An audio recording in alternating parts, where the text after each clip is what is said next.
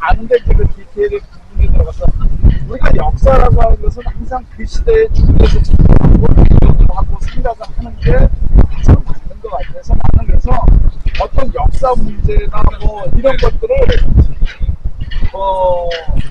정부 차원에서 얘기하면 안 된다는 생각을 하는데 왜? 거기에 사심이 들어가요. 그래서 이런 걸 어떻게 되냐 항상 민간 학자들에 의해서 시간이 걸려요. 시간이 걸릴 수밖에 없지. 우리나라는 이 뭐 독립에 관련된 이 전쟁에 관련된 사료가 많이 없어요. 왜 그러냐? 서로 그 안에서도 독립운동할 때도 사실이 많았어요. 통일이 안 되는 거야. 러시아에도 그랬고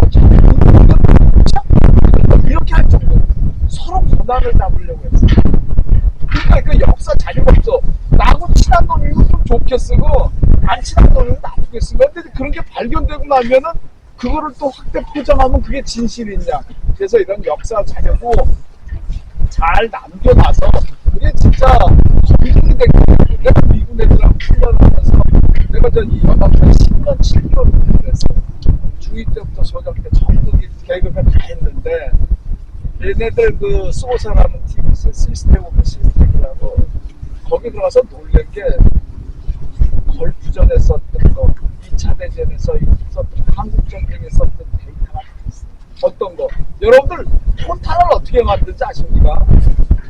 걔들이 이제 북한 애들이 내려오는 축선이 있어요. 김포 축선, 뭐 의정부 축선 이렇게 있는데 어디 축선에다가 그 헤스라는 항공기가 와서 탱크를 잡으려면 몇 발을 써야 되냐 이런 데이터가 있어요. 그냥 무턱대고 만드는 게 아닙니다. 그래서 MK탄 그냥 멍텅구리탄 최초했을 때 그때 북한 탱크 T-34를 잡기 위해서 미군 비행기가 가가지고 MK탄을 떨어뜨리는데 몇 발을 쏴서 한 대를 파괴했느냐 884발. 왜 정확성이 떨어지니까 그런 데이터가 다 있는 거예요. 그래서 탄을 만드는데 그게 뭐냐 탄을 만든 제2MEM이라는 산표예요. 적이 어떤 규모의 어떤 부대가 있다 그러면 몇 발을 만들어야 되고 정확도를 얼마를 해야 돼 이런 게 나오는 거예요. 그냥 그래서 군사과학이 굉장히 복잡하고 그거를 위해서 민간 과학이 발전되는 겁니다. 6.25 전쟁이 났을 때 그러니까 해방되고 나서 저 45년도에 저 히틀러가 이제 5월 7일인가 저 항복을 합니다. 그러니까 소련 애들이 거기 있다가 여기 그 나가사키하고 히로시마에는 미군이 먼저 폭탄을 터뜨리잖아요. 거기 터뜨린 게 리틀보이하고 하나 뭐야? 네. 그게 다 그 루즈벨트하고 처칠의 그 명칭의 그 닉네임을 따서 한 거예요. 그런데 그게 이제 8월 8일 뭐 8월 9일 터뜨렸어. 그리고 나서 언제 참전을 발표합니까? 소련 애들이 갑자기 있다가 8월 8일 날 이 태평양 전쟁에 참전을 합니다. 그 몇 애들 아까 내가 이게 땀 따먹으려고 그런 거야. 이제 걔네는 부동의 항공, 얼지 않는 항구가 필요했던 거예요. 여러분들 그 이스탄불 가면은 그 북쪽에 있는 보스포러스라는 해협도 또 1차 대전 끝나고 나서 걔네들이 고기 뺏으려고 한 거예요. 그래서 그거 달라고 그런 거. 그래서 항상 아까 저 사령관님이 얘기했지만 이 거짓말하는 애들, 걔들은 생리에 생리. 그래서 우리가 지금 제대로 할 게 그래서 걔네들 굉장히 빠른 속도로 내려오니까 우리 미국은 어떻게 했냐. 하지 중장이 오키나와까지 그러고 한국에 안 들어오려고 그랬어요. 다시 이제 본토로 가려고 그랬어요. 걔네는 2차 대전 끝나고 세계 제일 부자야. 이제 좀 즐겨야 되는데 또 한국 전쟁에 나가려니 이 한국에 진주하려니 걔들은 진짜 입이 대빨 나온 거예요. 난 그래도 참 미국이라는 나라가 대단한 게 젊은이들을 보내고 있잖아요. 우리나라에서 봐요. 우리나라 뭐 국회에서 해외 파병 하나 한다 그러면 난리 납니다. 난리야. 나쁜 놈들이 국회의원들 지 아들은 제일 안 보내. 나쁜 새끼들이야. 나도 우리 아들 저 8사단 내가 가서 좀 뺑뺑이 많이 돌렸어요. 이것만 바꿔가지고 힘들거든요. 그렇게 돼서 이제 전쟁이 났어요. 미국에서 근본적으로 한국에 들어오기 싫었는데 들어왔어요. 전쟁이 이제 났는데 이 월포 이거 보니까 전투라는 장군인데 이 6.25 전투 갔을 때 4대 영웅이 있어요. 아시는 분, 딱 생각나는 사람. 메가더. 몰랐어, 메가더. 그 다음에 이 사람이에요. 그리고 아까 우리 저 사령관님이 얘기한 사람 누구요? 예? 김종호 장군 육사단장이에요.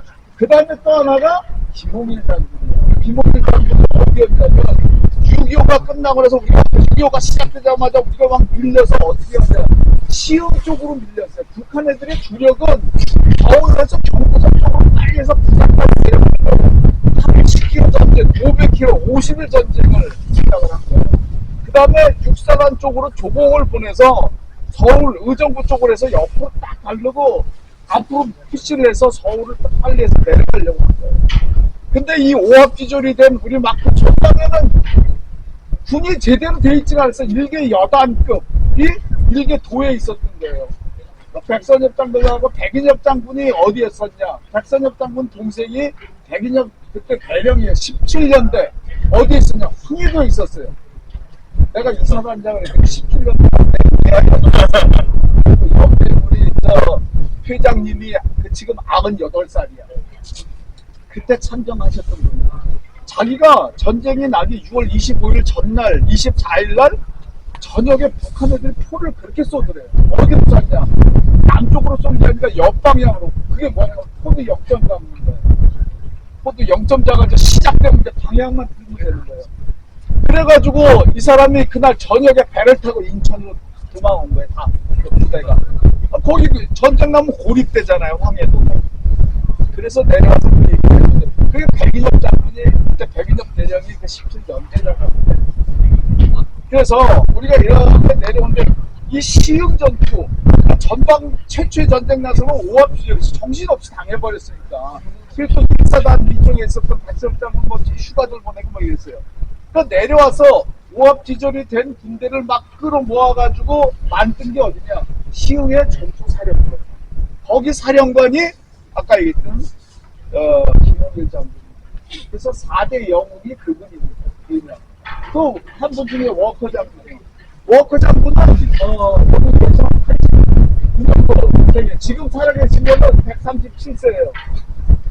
그래갖고 이분이 1914년에 그 베라크루즈라고 하는 멕시코 그쪽의 전투에도 참전을 했었어요. 그게 뭐냐면 독일 애들이 1차 대전을 하는 동안에 멕시코를 못 이긴 거예요. 멕시코를 못 이겨가지고 야 니네 미국하고 전쟁해라. 미국하고 전쟁하면 미국이 독일을 1차 대전에 참전을 안 하는 거예요. 그래서 돈을 대주고 한 거예요. 그거를 보고 들어가서 먼저 까부쉈는데 여기에 월터 장군이 워커 장군이 참전을 했어요. 그러면 1차 대전도 참전을 하고 2차 대전 때 어디 있었냐 이 사람이 북아프리카 전쟁을 했을 때 그때 북아프리카 전투를 할 때 독일에는 누가 유명한 사람이 있었어요? 롬베리. 사막의 여우라고 하는 거기하고 대결을 했던 사람이 누구예요? 조리 패트. 최초에는 좀 웨일즈 장군하고 좀 확실히 거기 들어갔어요. 36을 알제리 뭐이거 이런 튀니 쪽을 36을 해서 들어가서 롬베라고 붙었는데 그 패튼 장군 휘하의 사령관 중에 한 명이 워커 장군. 거기서 목을 세워가지고 삼성 장군이 됩니다. 그래서 이제 한국전에 들어온 거예요. 한국전까지 다시 또 하게 됐는데 이분 아니었으면 참 이분이 고집불통도 있지만은 그 전쟁에서는 다 원수단. 지금은 뭐 말 잘 듣는 사람만 지금 잘 듣잖아요. 그럼 안 돼요. 우리 저 전인문 장군이 같은 분이 나는 장관 되라고 빨리 뽑아요. 아니 그래야지 좀 왜 그러냐? 아니 좀 아니면 아니다라고 얘기를 해야지. 하면 아니죠. 그 워커가 이제 그런 사람 중에 하나였어요. 그러니까는 막 이 오합지졸 된 군대를 철수를 시키는데도 우리는 그냥 철수가 아니었어요. 막 길래 초전에는 뭐 지연전, 숄더, 숄더 어깨를 다 맞대고 다 지연전을 해나가. 이게 굉장히 중요한 겁니다. 이렇지 않고 한쪽 쭉 빠지고 그대로 막고 있으면 돌파답니다. 그러니까 이 이걸 지원 전환 잘 해가지고 이러는 동안에 북한 애들은 어떻게 됐겠어요? 경참선이 늘어지는 거예요. 쟤들도 먹을 거 가져와야 되고 사냥도 가져와야 되는데 그게 쉽지가 않았던 거예요. 그래서 쭉 오다가 야 우리가 지금 더 이거 하다가는 오래 지탱하기가 힘들다. 낙동강에 노트북을 만들기 거기 딱 붙자. 그러니까 우리 쪽은 들어오면서 안에 북쪽은 주로 누가 이제 한국군이 있고 옆쪽에 저게 주공이 들어오는데 미군을 갖다 놨어요. 왜 미군을 갖다 놨냐? 화력이 좋았어요. 항공 지원이 있고. 그리고 이렇게 안을 오크라들 작은 그 전선을 형성하면 뭐하냐? 내선 작전에 입장이 있습니다. 우리는 그 안에서 병창을 지원도 잘할 수가 있고 뒤에 또 부산이 있으니까 부산하게 들어오는 거예요. 우리가 만약에 그때는 미군은 어떻게 생각했냐면은 여기서 지면은 무발상함도 생각한 거예요. 딴 데로 빼가지고 섬에서 작전을 하려고 했어요. 그러니까 굉장히 위태롭게 워커가 그럼 이제 뭘 얘기를 하냐. 스탠드 오다이 지켜라. 결정 죽는다. 근데 이거 뭐 지켜라. 군대 얘기라면 사수하라는 거예요. 그래서 여기서 이걸 버텨줬기 때문에 우리가 인천 장국 승리작전 성공한 이유가 뭐겠어요? 이 사람이 이거 버텨주지 못했으면 상료가 어려웠습니다. 여기서 버텨주니까 북한 애들이 들어오다가 힘이 빠지고 더 웃긴 건 인천 상륙작전을 했는데 북한 애들이 인천 상륙작전이 되는지 몰라. 또 이제 역사적으로 한번 따져봐야 돼. 모르는 건지 전파를 안 한 건지. 전파를 안 해야지 치면 이득이 있지. 전파를 하면은 사기도 떨어질 것이고. 이래서 여기서 올라가면서 미 1군단하고 미 1 해병하고 다시 중미령에서 여기서 연결작전을 합니다. 그 중미령 그게 뭐예요? 스미스 부대가 최초에 와서 교전했던 데가 중미령입니다. 그렇게 해서 올라가는 거예요. 그래서 참 이분이 그렇게 훌륭한데 이 사람이 이제 아들이 무슨 워커냐면 그 사람이 샘 워커예요. 아들이 있었죠. 아들이 대위였는데 그 당시에 12월 50년 12월 23일날 은성 무공훈장을 받습니다. 그게 어디냐? 지금의 도봉동, 당시에는 양주군이에요. 노예면이라는 데인데 거기 와서 표창을 주는데 축하해 주려고 막 오는 동안에 찝차를 타고 왔어요. 4명이 돼서 운전병, 워커 장군이 앞에 타고 뒤에서 경호 한번 타는데 한국공부대 육사단 2연대가 그 근처에서 적차랑 5대를 놓고 정비를 하고 있었어. 그때 우리 육사단 2연대 그 민간 인원이 차 정비를 해주고 같이 차야고 4번째 5대가 있었는데 4번째 차를 가지고 그래서 시운전하려고 딱 했는데 앞에서 옵니다. 정면으로 충돌하고. 그러니까 워커 장군이 그 앞에서 그 창을 깨고 뛰어나왔어요. 그러니까 병원으로 이송하다가 사망을 하게 됩니다. 그래서 이분은 대장으로 추서가 되죠. 그 다음에 이제 그 아들은 최연소로 사성장군.